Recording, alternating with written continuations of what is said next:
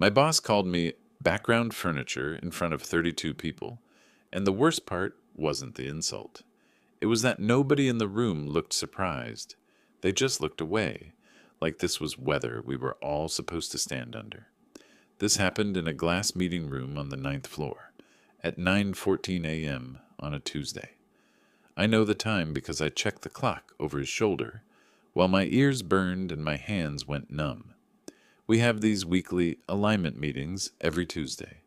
One big room, too much coffee, everyone pretending our lives revolve around colored bars on a slide. I usually sit in the same spot near the end of the table, close enough to be useful, far enough not to attract attention.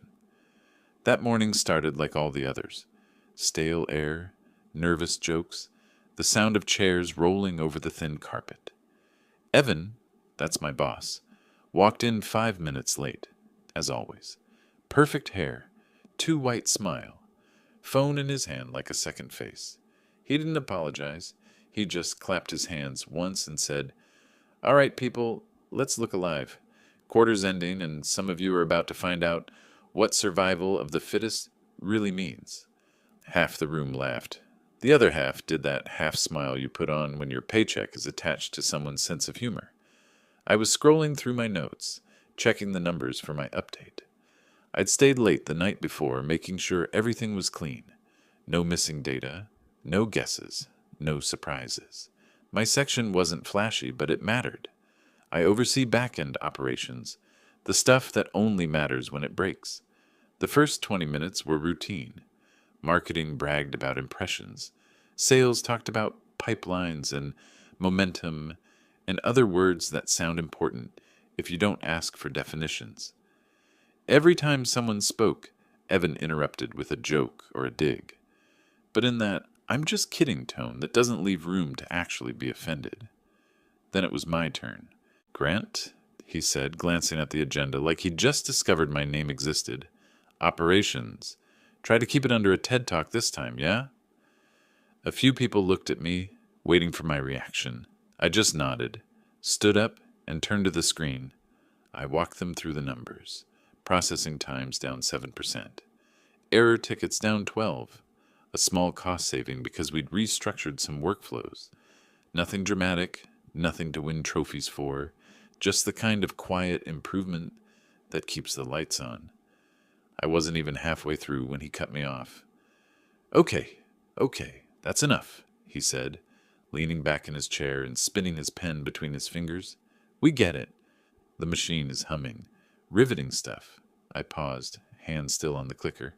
"There's just one more." He threw a hand up. "Grant, man, you gotta learn to edit. This is why people fall asleep when you talk." A few people laughed. The kind of thin, uncomfortable laugh that tastes like metal.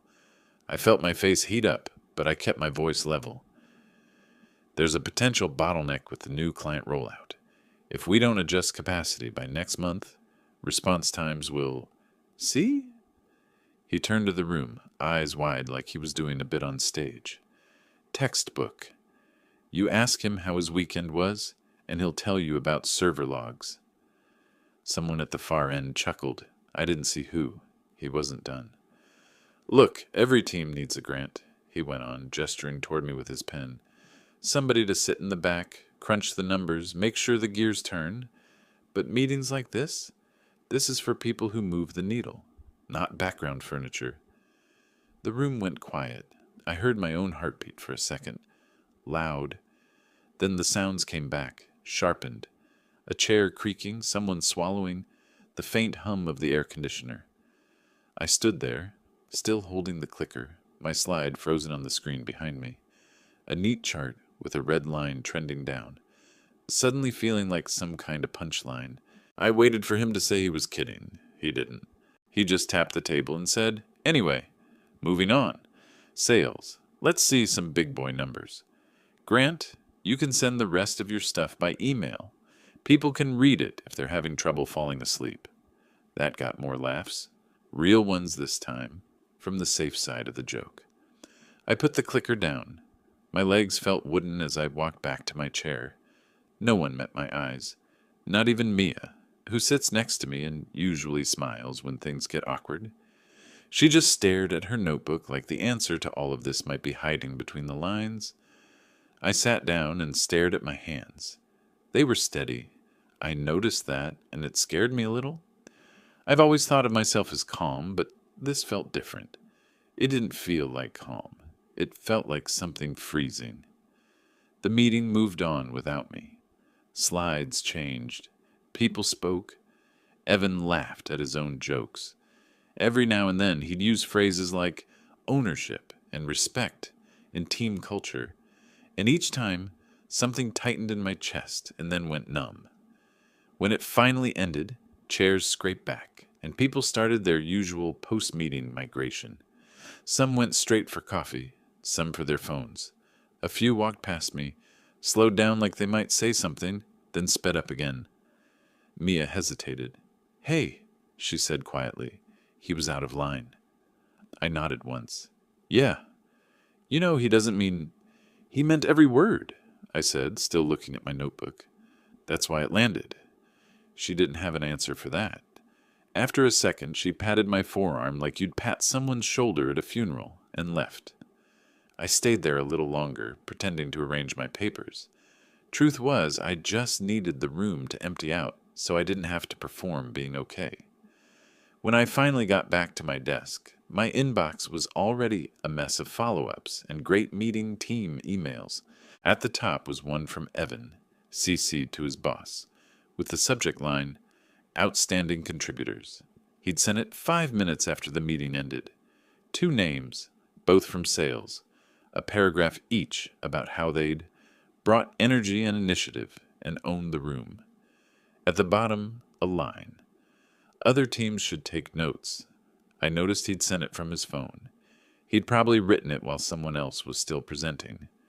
I stared at the screen until the words blurred. Then I clicked my monitor off. The rest of the day went by in a sort of fog. I answered emails.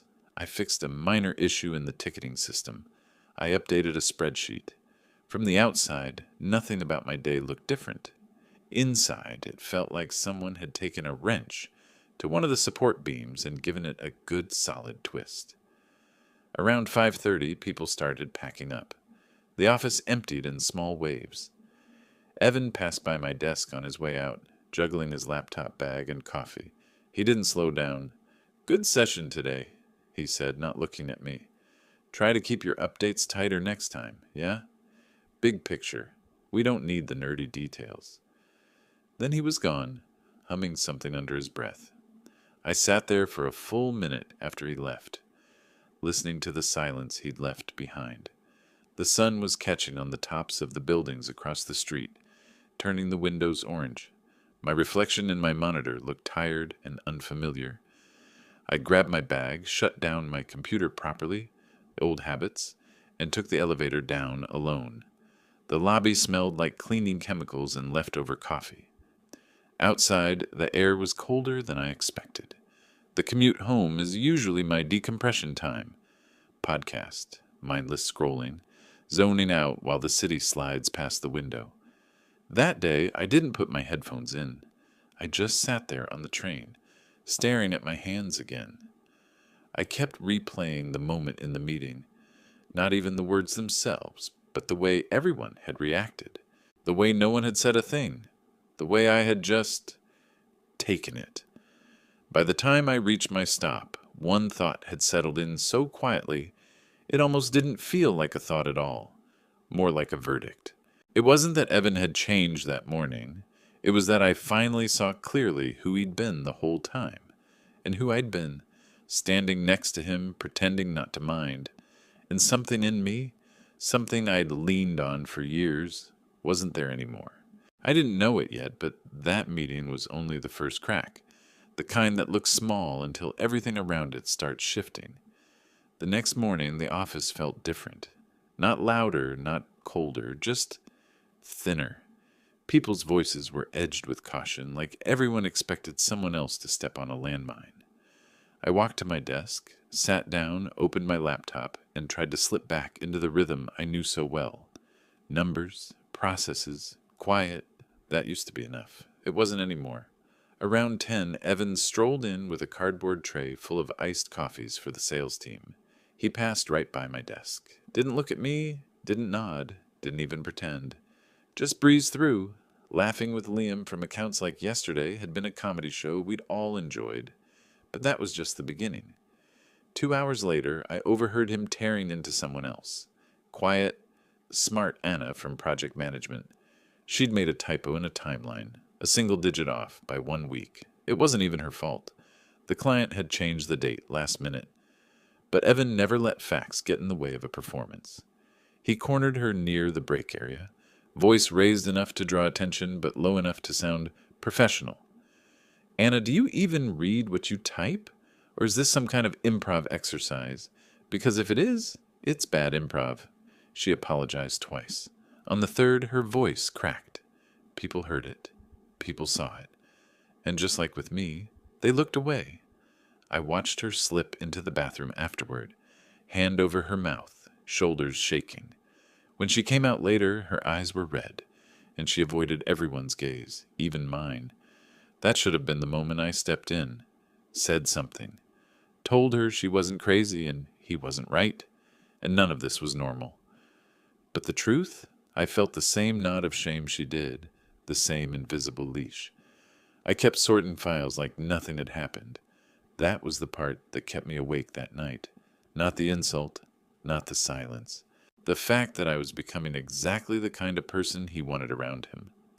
Quiet, manageable, predictable. A week passed like that. Small slights, sharp comments, thinly veiled humiliations.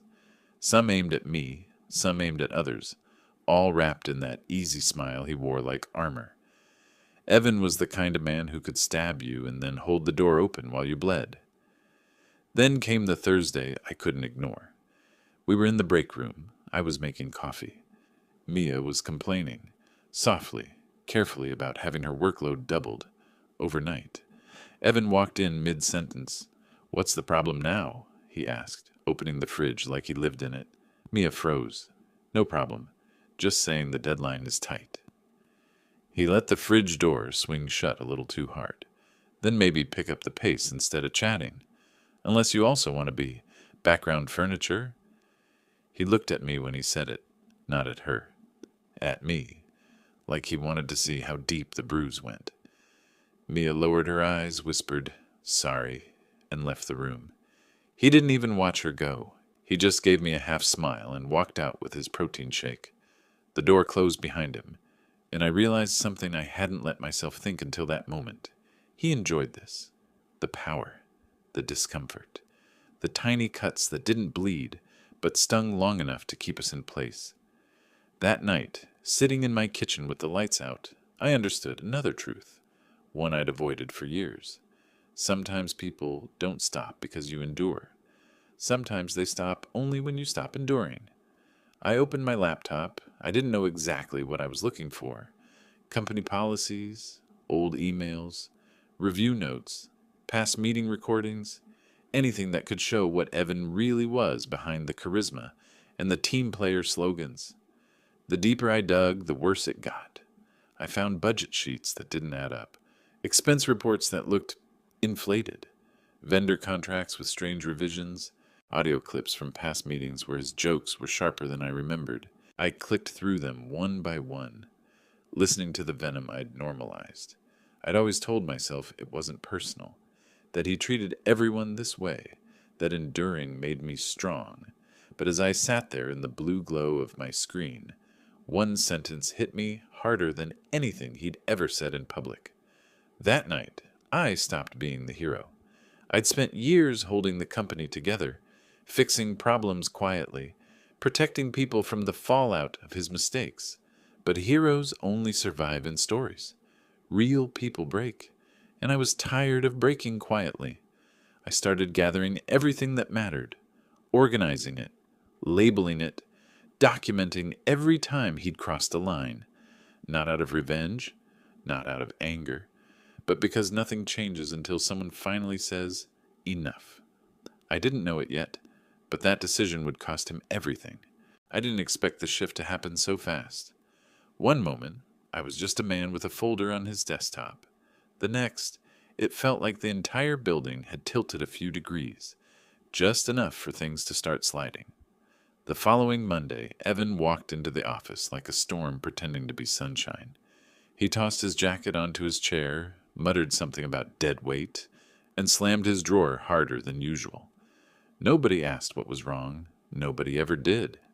But that morning I watched him more closely, and for the first time, he looked nervous. He hid it well, but not from someone who'd learned to study the small things. The tight jaw, the clipped tone, the way he kept checking his phone like it held his pulse. I kept my eyes down and my ears open. Meanwhile, the folder on my desktop grew. Emails showing he'd overridden safety checks, screenshots of Slack messages where he mocked his own team, budget inconsistencies that no rounding error could explain. And the recordings, clean, time-stamped, unmistakable, of every public humiliation he dished out like it was part of his job description. I didn't expect collecting evidence to feel this steady. It wasn't adrenaline. It wasn't glee. It was quiet clarity, like tightening bolts on something that had rattled for years. But things changed faster when I wasn't looking. 3 days later, during lunch, the conference room blinds were half closed, and the HR team sat inside with several thick folders spread across the table. Normally, they kept the door slightly open. That day, it was shut tight. I passed by without slowing down, but one detail stuck with me. Evan's name on a printed header through the glass. I kept walking. Didn't react. Didn't let myself hope. At 2:10 p.m., he got a message request from corporate. He was 2 desks away. I heard the ping. He opened it, stopped breathing for half a second, then minimized his screen so fast his mouse skidded. That was the moment I knew something had shifted behind the curtain. He tried to play it off, humming under his breath, bouncing his knee, throwing louder comments around the room, like he was trying to drown out whatever question had just landed in his inbox. But the mask kept slipping. By Thursday, he was snapping at people for asking clarifying questions. He yelled at a temp for bringing the wrong paper to the printer. He berated Liam for a client note he clearly hadn't read himself. And then, of course, came his attempt to reassert control over me. Late afternoon, office almost quiet. I was updating workflow documentation when he walked over, leaning against the edge of my desk like he owned the air I breathed. "Grant," he said, voice too light. "Corporate might reach out to ask about last quarter's numbers. If they ask you anything, keep it simple, yeah? No rabbit holes. Don't make things complicated." I looked up at him, calm, steady. "I'll tell the truth," I said. For a fraction of a second he blinked, slow, uncertain, like his brain hit a wall he wasn't expecting. Then he laughed. "Well, sure, that too." He walked away, but his shoulders were stiff, his stride tight. He kept glancing behind him the way people do when they're being followed, even if the footsteps are only guilt. That night, I organized everything one last time. Every file had a name. Every recording had a label. Every document had a trail. There were no holes, no guesses, no leaps of faith. Only facts lined up like witnesses. When I submitted it all, I expected noise, drama, maybe even a confrontation. Instead, the company moved like a ghost. No alarms, no memos, no warnings, just quiet. The kind of quiet that means something's gone wrong. Friday morning, Evan came in wearing a suit. He never wore suits unless he wanted to impress someone above his pay grade. His tie was crooked, though, another mark of the tension he couldn't hide anymore. He called a 9 a.m. urgent meeting. We all filed in. He stood at the front trying to smile, but his voice shook at the edges. "So listen, team," he began. "Corporate has some questions about documentation. Just a routine check, nothing big." He said it like he believed it. He didn't. Halfway through his speech, someone knocked on the glass. It was a woman from the legal department, flanked by HR. "Evan," she said, opening the door. "They need you." Now. He froze. For the first time in the 4 years I'd known him, Evan lost his script. He stared at her, then at us, then back at her. His mouth opened, closed, opened again. "What's this about?" he asked. "Now," she repeated. No explanation, no smile, no room to argue. He followed them out, stiff-legged, trying to salvage dignity he didn't have any more. When the door shut behind him, nobody spoke. Not a whisper, not a breath. We stayed that way for almost 10 minutes, then 15. At 18 minutes, Mia leaned toward me and whispered, "What's happening?" I didn't answer, because I knew. I'd known from the moment he minimized that email earlier in the week. The avalanche had already started, and he'd never even noticed the first stone. At minute 21, the door opened. Evan stepped inside. His face was gray. No suit of confidence, no smirk, no performance. He walked past us without saying a word, went to his desk, opened a drawer, and began slowly packing his things into a box. The room stayed silent, like the air itself didn't dare move. One of the interns stood up, then sat back down. Someone dropped a pen and didn't pick it up. Mia's hand covered her mouth. And me? I just watched him pack. Slow, mechanical. Like a man taking down a stage he'd spent years pretending was a throne. He closed the box, lifted it, and walked toward the door. He didn't look at anyone, especially not at me. As he left, I felt a strange, quiet realization settle in my chest. He thought I was gone. I wasn't. I came into the office the next morning expecting tension, whispers, questions, maybe even some kind of aftershock trembling through the halls. But the opposite happened. The whole floor felt strangely calm, like a storm had passed overnight, and the air hadn't figured out how to move again. People typed quietly. Phones rang softly. Even the fluorescent lights felt less harsh. Evan's desk was empty, completely cleared out. Not a mug, not a pen, not a stray sticky note. Only a faint rectangular shadow where his monitor used to sit. For a while, nobody talked about it, not directly. People circled around the subject like it was a hole in the floor we were all pretending we didn't see. Someone left a box of donuts in the break room. Someone else made coffee that didn't taste burnt. Little, fragile normalities. By noon, we were called into a meeting, the same room where this entire story started. I took my usual seat at the end of the table. The glass walls still held the memory of the last time I stood here, clicker in hand, while Evan reduced me to a punchline. I kept my eyes on the table, breathing steady. Our director, a tall, quiet man named Hartman, walked in. No smile, no small talk. He stood at the front and folded his hands. "Thank you for coming in. I'll keep this brief." Everyone straightened. Even the chairs seemed to stop creaking. "As of this morning," he continued, "Evan Miller is no longer with the company. The decision was made due to violations of conduct, failure to uphold leadership standards, and findings from an internal audit." A few people swallowed. Someone muttered "audit" under their breath. Hartman continued, "I won't be discussing details, but I will say this. The safety and dignity of our employees matter. They always have, and they always will." My pulse didn't spike. My hands didn't shake. If anything, something in me let go, like finally releasing a breath I'd been holding through entire seasons.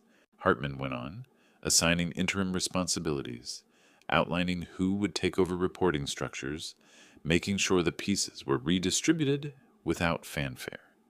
The meeting lasted less than 10 minutes. When it ended, the room stayed quiet for several seconds. No jokes, no nervous shuffling, no awkward exhale. People were processing the same thing I was. It was over. On the way out, Mia caught up to me. "You think he'll be okay?" she asked softly.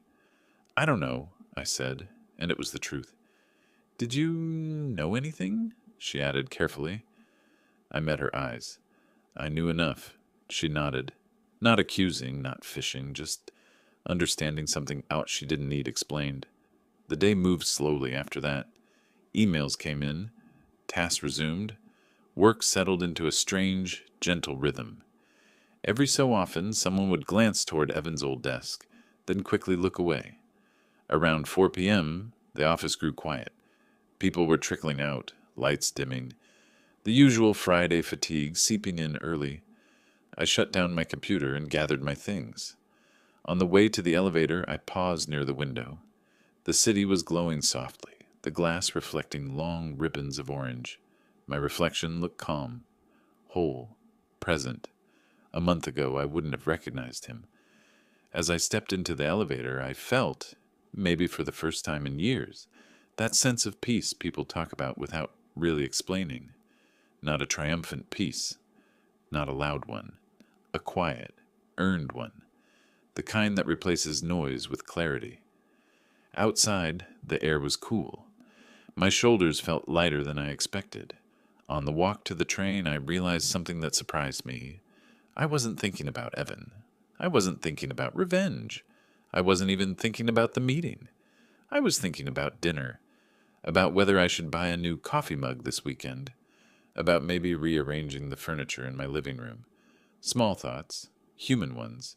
At the station, I sat on a bench and watched the train approach, headlights cutting through the dusk.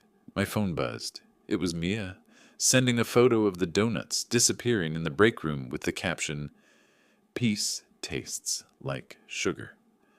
For the first time in a long time, I smiled without forcing it. I didn't need applause. I didn't need recognition. I didn't need anyone to know what I'd done or why. Some endings don't need witnesses. They just need to be final. When the train doors opened, I stepped inside and let them close behind me. Not with a bang, but with that soft, certain click that says, "It's done."